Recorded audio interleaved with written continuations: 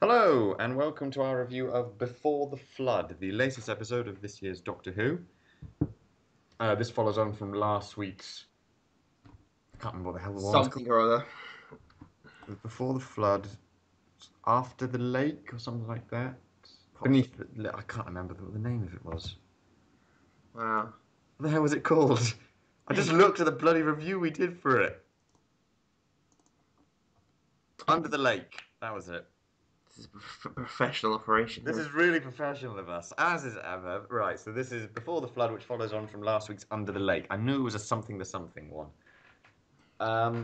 So we'll start with my thoughts on it this week, because we started with your thoughts last week, Sean.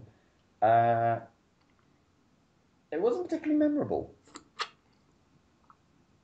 I enjoyed it, but there was nothing to... I really did like the design they had for the Fisher King. What, Mr. wishes he was Cthulhu, but clearly he's not inspired by Cthulhu in any way. It wasn't a Cthulhu design, it was more crustacean. The head and the back piece look like the wings of Cthulhu. Add some tentacles to the mouth and you've basically got a kid-friendly version of Cthulhu. Well, you have to have tentacles to it. For me, it reminded me more of a crab than anything else. The way he was talking then. Got more of the crustacean thing. I did quite enjoy... I liked the design for it. I thought that was a very nice design. I quite liked the design. Didn't do anything with it, but it was a nice design. It was a nice design. I don't know. It was another very talky one. Mm-hmm. Which we don't mind, actually. We don't mind talky ones too much. I enjoyed the last talky one, particularly. I don't know. There was nothing that leapt out for me to go, oh, this is really good. It all wrapped up very quickly at the end a little bit. Well, I called the doctor in the pod 10 minutes before it happened. Yeah, so did I. Either I'm awesome at this or everyone else just sucks at pattern recognition. As soon as he saw the doctor edge towards it with his back to it, I thought he's either going to get fall in or he's going to end up being in it. It'd be one or the other. As is traditional, we always put in the spoilers after we've put in a spoiler moment. Watching a review, of course, It's not some epic that, like, oh my god, spoilers. It's a family TV show. The Doctor's not dead. Oh my god, I never would have guessed that. That's happened. Who would have guessed it? I was saddened to see the death of O'Donnell. One of them was going to die. We knew Possibly one both of them. Not the one I thought it was going to be, though. No. But at the same time, it was obviously going to be the same one because it's the Doctor fangirl. Yes. One who's most interested and sort of enamoured with all the stuff to do with the Doctor. Which it has to be. I quite like. I was still sad to see her die. Yeah, I liked her. They were nice characters. They weren't characters that you thought, oh, they're unpleasant or they've got nothing going for them. They had personality. It's not greatly deep, but again, watching 45 minutes. The episodes are 45 minutes. They're not going to have a huge amount of death, but it was enough to say, all right, this character is defined, though. This isn't so much generic number one. It's all the characters are unique. You can identify them from their personality. Different from one another, which works. It was sad to see her death. It was nice to see Prentice, played by Paul Kay. It was quite nice seeing his character. The Return of the Trevelyan's, I think they're called. 2 minutes and you just want to punch him. Yeah, but those ones were. I know, you just want to hit him. Kind of go, they want to be conquered, which is the weirdest thing. It's kind weird sadomasochist thing, isn't it? Because the whole when he was speaking to the Doctor, you're going, "Ew, you're kind of creepy." Yes, which fits the character. Why was he dressed up like a Victorian Undertaker? He was an Undertaker, that's why. Well, Alien Planet have the exact same fashion senses. Not exactly, but when we met the last one, he had a similar design to humans. I think part of it's. I think they thought of the gothic idea for the ghost first, and then came up with yeah, we're just there. Well, at the same time, it's the whole thing of sometimes we visited alien cultures before in Doctor Who, but then they happen to share very similar designs to things. Yeah, that's called budget. That's why every alien planet is a quarry in Wales. At the same time, though, your logic could be in terms of the story. If we're going not looking at production costs and everything, it's the whole thing of did we get the ideas from the human? Did we get the ideas from the aliens, or the aliens get the idea from us and thought actually that's quite a nice design. We'll do it as well, which is what the pyramid stuff is all about. Is it Pyramids of Mars? Yes, possibly. Yeah, is that whole thing of did we take the designs from them or they take the designs from us? Which works, which is the whole concept of alien culture. It's very easy for us to go, oh, they just look like that. And says, well, yeah, why not? There's nothing to say you couldn't. Just because it's not original doesn't mean it's not accurate. It's just from an artistic design point of view, it's just a little bit samey, which is more about aesthetics than the idea of concept. And that's, again, it's down to individual. I like the voice. So you've done that voice before in something. So I know it's Peter Cetera with the. I swear I've heard that exact voice before somewhere. I think it was in Doctor Who. He sounded very similar to Michael Sheen when he was the voice of House. Ah, that's probably why. But it's a different actor. Then again, when I heard of House, he doesn't sound like Michael Sheen. I was like, that's not Hugh Laurie. God damn it! Why didn't you? What I did like was the scream that they did for the Fisher King is Slipknot. Yeah, it's Corey Stoll, isn't it? I believe so. It's on Facebook. I saw. Yeah, it's from Slipknot, which is quite nice. It's not like an artificial noise kind of thing. It's a real biological sound. Oh, they probably tweak it a bit in post. Oh yeah, they tweak it a bit in post, but it's not like when you get other screams and that. It's either animal noises that they've heavily distorted to a major way, but this one was a person. Which doesn't sound it. It doesn't sound human at all, which is obviously what they were going for. But yeah, wrapped up a bit quickly with the explanations of what it was. A lot of Doctor Who. But at the same time, we didn't really know what to expect with it. Because when we left off last week, it's kind of, oh, it could be this very long preceding explanation of what the hell's going on. But at the same time, it could easily have been a very easy wrap-up, which it kind of was. It's the whole thing of, it's the Fisher King. We knew it was someone had... When someone says that, I think they're going to say Fisher-Price. The Fisher-Price. That's a villain needs to see. It's multicoloured, isn't it? Truly evil. What was I saying? Oh, yeah. We knew where it ended off last week. It was the thing of someone was manipulating the souls of the deceased into creating this kind of signal. The thing was, we don't know the who or the why, which was more or less very simple. It's just very much a thing of, you find out who's doing it. We're going back to a place where there's only two people, so we know who it's going to be. It's not going to be Prentice because he's one of the ghosts, so it has to be the other person who's the dead body. And then you just find out the why. And it's not a big secret, because it's not this masterful plan to take over the world in that way of, I will never let you into my secret, Mr. Bond, but wait a moment while I explain all my plans to you whilst you're tied up to this chair. The very slowly descending buzzsaw blade. Yes. Or the very slowly ascending laser.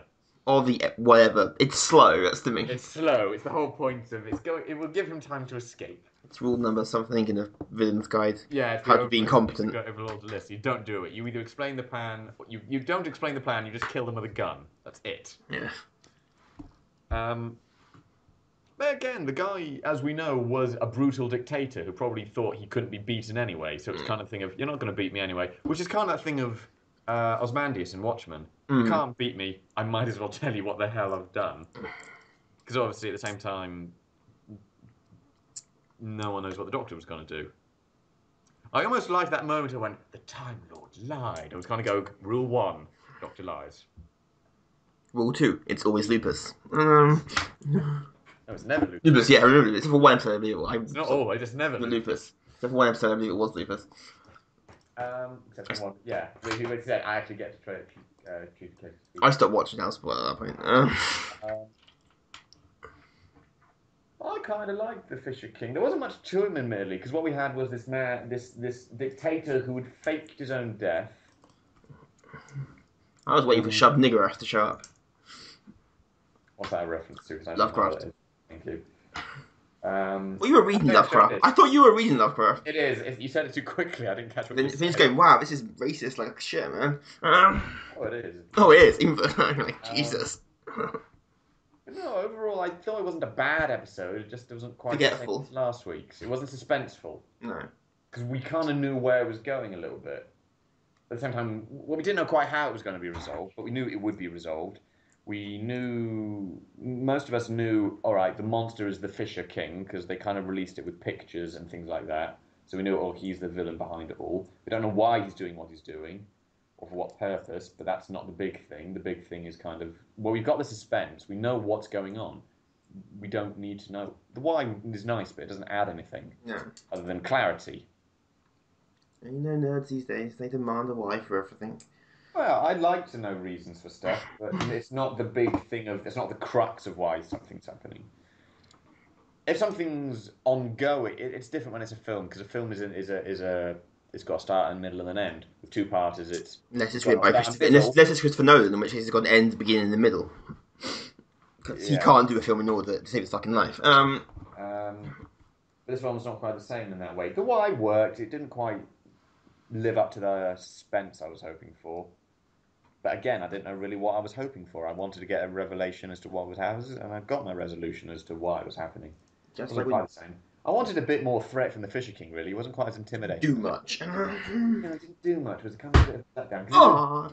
Carry on. Just whack my foot on the desk. Oh! There was a good design for a villain. I would have liked to see him do more. I'd like to see him, generally, that character, like, come back as a bigger villain, as in do more for the story. Because the ghosts were the threat there. The Fisher King wasn't. Right. It's kind of like... Well, I can't even think of an example, really, because Davros is threatening in himself. Davros is basically a Bond villain, anyway. I'm sure he is, but isn't that way of... I was going to use the example of Davros and the Daleks. It's kind of the Daleks are threatening on their own, but they're, in episodes with Davros, they're puppets to Davros. Yeah. But Davros is still threatening. Mm. The Fisher King had a moment, but he didn't get much screen time, in fairness. He actually got very little attention. Mm. If you had more attention to him, more fleshing out, ironic, no flesh, it would have been interesting. I would have liked to see more of them. I'd like to see the return of them at some point, because that's quite... Again, I like the design for that alien species. It was quite nice. But I like crabs and crustaceans and things generally. I like stuff... Joke too easy. I like exoskeletons and that kind of thing. So it's stuff that's a bit sort of insect-like. I quite like the idea, because it's very inhuman. Mm. It's not your idea of, it's a basic humanoid with a few different features. We've just given them slightly different skin and that kind of thing. It's something that's completely not human. You can't look at it and go, wow, that's human. That's a guy in a suit. It's always a guy in a suit, we know. Or a CG. Or a CG. My point is, you look at it and you go... But Doctor Who CG, you know when it's CG. But it's like the idea for the Daleks. You can't look at it and say, or find the humanity in a Dalek. There's nothing there because there's no similarity. No, yeah. Which is what I love about the Wheelie Daleks. bins. The wheelie bins. Very hate-filled wheelie bins. Yeah. But that's kind of my thoughts on the episode. We deviated a bit with other thoughts. What did you think to the episode? I think you made reference that you just thought... Highly forgettable. Wasn't painful to watch. No, it wasn't. I was kind of distracted momentarily during the points of it. By... Just my attention wanders. It's not quite holding me like the first episode was, where you're like, oh my god, what's going to happen? You're right. I'm like, the cat wants to come in. I'm about to let him in. You know... My mind wanders. Yeah. And again, like you said, they didn't use the Fisher-Price King as much as they could.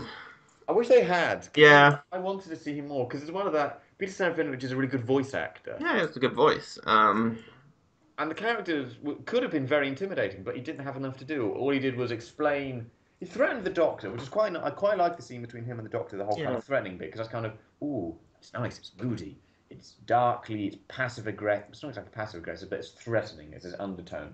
But it didn't quite live up to it. Because it ended very abruptly then with the Doctor reveals his plan. There was no tete-a-tete argument sort of situation. Because equally, the Doctor wasn't exactly in the situation of he's trapped there, so he's got to talk his way out of the situation.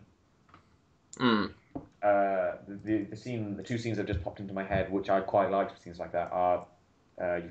was Christopher Eccleston with the Dalek Emperor in The Parting of the Ways. Yes, that was pretty badass. That was a really awesome scene. Because again, Dalek Emperor, it was threatening, but physically didn't do anything because he couldn't. He's part of the ship.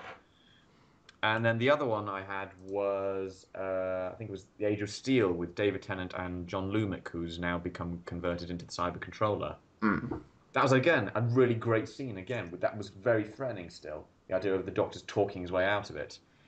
This one wasn't quite the same. It was over in like a minute. Yeah, it was really quick. Very rushed. With Doctor Who, I've come to expect that. They rush things at the resolution. It's a frequent issue of Doctor Who. They rush. With two-parter... It's two-parter, they still manage to rush resolution. Two-parter, you don't need to rush resolution. The last one didn't. No. Davros' resolution wasn't like that, which is quite nice.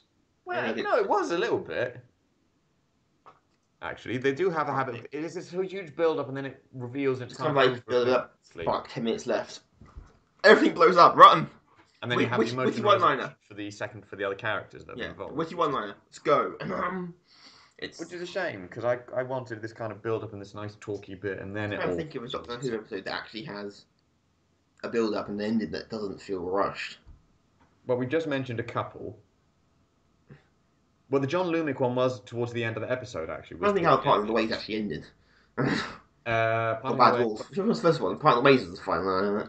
Part of the Ways was the final, because that's the one. That's the resolution. The scene with the Dalek Emperor is at the start of that episode. Yeah. Which is an awesome way to start the episode because it's kind of this. Rose is trapped on the Dalek ship. They've gone to rescue her. Revelation. Oh my God, it's the Dalek Emperor. The whole thing of that was a brilliant finale. I love that episode. It was really Blink, was that rushed? I didn't feel rushed. Blink. Blink's a weird one though because it's a Doctor Light episode. Still one of the most tense episodes. Oh yeah, absolutely. It's a brilliant, and the only good appearance of the Weeping Angels. They get heavily overused. First as well. Yeah, first is usually best. They get heavily overused after that. But, you know, it's Blink is literally to the wire of, oh my God, are they going to make it? Dinosaurs on a spaceship. It had a rushed ending. It was a drawn-out sequence, but I wouldn't say it was longly drawn out. I didn't think it was rushed particularly. Just generally, when I think of Doctor Who, I think of wobbly sets and rushed conclusions. It seems to be an issue. 45 minutes is either they're being way over ambitious with their plots and forgetting they only have 45 minutes to do it in. I think Mummy on the Orient Express wasn't too rushed. Flatline wasn't. No. Flatline fit. There are a few, but they are the minority. The ones that aren't. They are the minorities, which is always the case, though. I think it's a degree of trying to be a bit too over-ambitious and, like, you're going to do loads of stuff. And then you realize, oh, God, we want to... Then you realise you've got 10 minutes left of the episode. Oh, shit, we need to wrap all this up. Yeah. I think they can just pull it back a bit. Not saying it becomes simple, but just pull it back a bit. And just have... Get this nice ending. Crescendo. Yes. Let it crescendo it a little bit, because otherwise you're going up and then it's just gone. Let it build a nice ending... and then you can let it end quite nice and gently, which works, which will fit nicer. It's just you can cut a bit out a little bit along the way. I suppose the difficulty then is you like the rest of what you got, and then you've got to work out where to do the cuts. Yeah. Which is always difficult. It's difficult when both of us as writers, we can say, when we write stuff, it's difficult to work out where do you put cuts in, because you like all of it. You don't want to get rid of anything. And you've already got the plot, which works. I've only got 5 minutes. I don't want to cut anything else. Can I wrap it up and it still works? You try. The answer, no. No. The answer is that, no. But equally, as writers and generally as artists, generally, you're never happy with what you're never happy with what your final thing is. You do the best that you can. What you got. Yeah, exactly. Budget, time limits, cast, execs, higher ups shitting on you, making you do things. There's lots of constraints that are put on people. Best art comes from restrictions. Yep. It's like the Lego thing. You give someone a massive pile of Lego bricks, they'll have no idea what to do. Give them a few, and they're like, oh my God. You know, it's... Possibilities are just endless of what you can do. Joke about gaming with, everything must be shiny. You went, well, no, you can make a simplistic game and still be deep. It doesn't matter how many follicles are on their face or how awesome the hair physics are. That's you're missing, you're on a very shallow level, and it's a general thing across most things. Not everything, there are things that do papers, please, and gaming is the best stories told entirely through gameplay. That's dark as fuck. And weirdly satisfying for bureaucracy. Yeah. You put that denial stamp on, it's like, yeah. It's the whole thing of style over substance. Yes. Which unfortunately, I feel a lot of the modern world is kind of about now. It's the idea of... Well, you see that generally... It doesn't look good in the trailer and on the poster. Yes, done. Yeah. Is there a black lesbian in it? Good. And it's not just that. It's the thing of you got tick boxes, which does include things, but also the idea of literally, like you just said, style over substance. Can you watch the trailer? Because I'll use a perfect example, which is one Jack gave me actually. Because three of when we eventually get around to doing the rest of our Star Wars commentaries, as long as possible. We want to try and do it before Force Awakens. Yes, we do. The trailer for The Phantom Menace. In Jack's words, is one of the greatest film trailers ever made. Oh, it's the best deception ever. Exactly, because it makes it look brilliant, but then it's the idea of, oh, it looks brilliant, and then you go to see it, and it's not. But that's what trailers are for. Trailers are there to bring you in. Tell you the entire plot. That's what they do now, which really frustrates Well, me. it's probably the idea of if we don't tell them anything, they'll get an idea in their head, go to the film, and it might not be quite what they were expecting. And nerds being nerds, especially in this day and age of the internet, will fucking rage on the internet like a But fucking.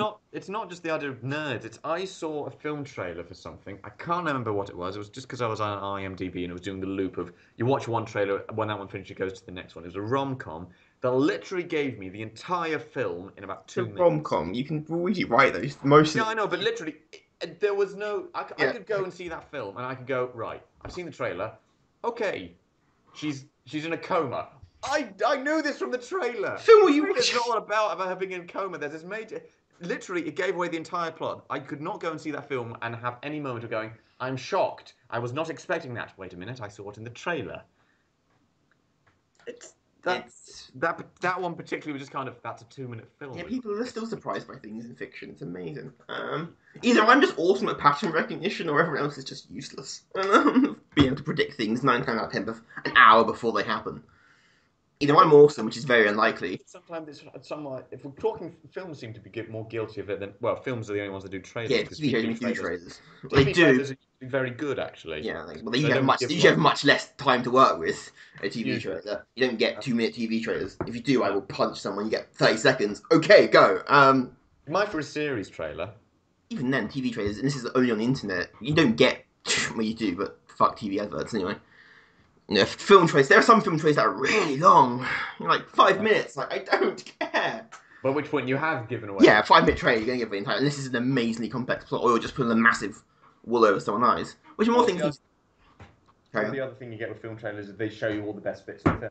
Oh yeah. When you go and see it, it's good, but you've already seen all those best bits in the trailer. So all they're doing is just filling the gaps.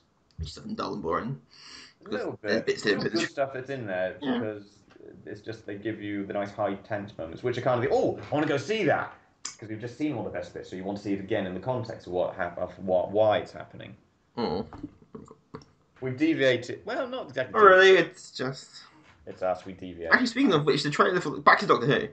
Yeah. Segue back. The trailer for the first part. I swear we praised it the week before, not last week, week before, because it gave nothing away. It was just You're ghosts. right. We gave nothing away, which is why Okay, I'm interested now. I'm interested. Ghosts. Okay, obviously not real ghosts. This is Doctor Who. It hasn't jumped that shark yet. We don't know why What? they're there or what they're for, but we're going to watch it. Again, last week's we gave nothing away as to what the hell was going to happen this week. I had no idea. Which is what the trailers. Next week's, you've got a rough idea what's going to happen. Yeah. Which is Viking Yes. village. They've got to train the Doctor's training some villagers to defend them against some of the greatest warriors in the universe, or deadliest, or something like that. It's a basic idea of what the premise is, but it's not giving anything away in terms of what will happen. That's very much the idea of when you pitch an idea, which works. It's the idea of I'll be interested in watching it. We have no idea where we are, everything, why anything happens, and all that kind of thing. That's because it's like a 20 seconds. It's about Stinger. Yeah, I think it's about At the end, they just go dun dun dun. done. Next week. Oh, one thing we didn't mention. What? That Rock version. Cass became Daredevil at one point. What? Cass became Daredevil. Yes. That was fucking Daredevil, and I was like, I know, I hear the stories about people who go deaf and blind, their other senses adapt, but there's a point where it gets ridiculous. It's fucking Daredevil. Other than that, I like which that. I've been watching that on Netflix. It's very good. It's good series. I know. I haven't seen all of it yet, so don't give too much away because we've got a few episodes left. But yeah, I remember sitting there. I was like, why the hell can't she hear him dragging that axe behind him? Oh yeah, she's deaf. Yeah, it took me a minute. I was like, why can't? Oh yeah, she's deaf. And, I took a moment to tweak that as well. I'm going. is she deaf? Oh, she's deaf. Sorry, carry on. You like scratch off the list. You win this round. TV series. Also, when she was running around the base, I was like, how do you shout in sign language? You can't. You can't. That's the whole point. They're like, I like that idea. Yeah. You have a bunch of deaf people stuck in a horror film. That'd be an interesting premise. Because you can't shout and they have to communicate by sign language. There's an idea in there somewhere. No, is the rock bit, the rock version of the theme song at the start. Yeah, With that's alright. Capaldi again showing off his music skills. It's rocking. guitar skills with his Beethoven's fifth. Yeah, it's alright. Wasn't particularly like, oh my god, must get this on my iPod now, but No. it was a nice change. I don't know if it was Capaldi actually playing over the theme song. A part of me would like it if it was. I can imagine it wasn't, though. I'll get professional in. But I enjoyed that. I quite liked the opening sequence with the whole explanation of the bootstrap paradox. Yes, that was nice. Which brings us on to the segue of my mum's thoughts. Oh yeah, mum thought of the week. She was confused. Poor mum. That's literally my words. What's going on? She was confused by it because she didn't quite understand parts of it. Because the whole thing of she didn't understand why the bootstrap paradox bit at the beginning was mentioned, or didn't quite understand the whole concept. Well, now you're getting into time travel, which always becomes very confusing. I explained it to her in the conversation I had with her on the phone. Combination of paradoxes always make things become very, very... Huh?